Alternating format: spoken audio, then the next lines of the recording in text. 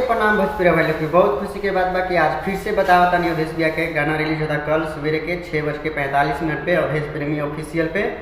और साथ में अशोक अलबेला भैया जी हैं, दोनों डुएट सॉन्ग आए अवधेश प्रेमी और अशोक अलबेला जी। तो आप सब ये गाना का सुनिए। गाना का बोल है ले लो या नार दोनों हाथे जय हो खाते खाते। आप सबके मैं वीडियो के लिंक में डाल देता हूँ, जैसे सब गाना का प्यार देते हैं जिससे ये भी गाना का प्यार डाल दीजिए और चैनल को सब्सक्राइब कीजिए और लाइक कीजिए, दोस्तों में शेयर कीजिए, अच्छा लगे वीडियो तो कमेंट कीजिए।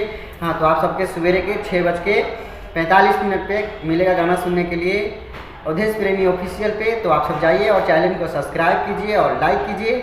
जितने भी हमारे एनबी वीडियो देख रहे हैं अगर नहीं जुड़े हैं हमारे चैनल से तो चैनल को सब्सक्राइब करके जुड़ लीजिए। आप सबका नया गाना नया वीडियो सुनने के लिए मिलेगा। तो आप सबका कल सवेरे के 6:45 मिलेगा अवधेश प्रेमी ऑफिशियल पे। ले लो दोनों नार हाथे जय हो खाते खाते। आप सबके वीडियो को मैं लिंक डाल देता हूँ, आप देखिए।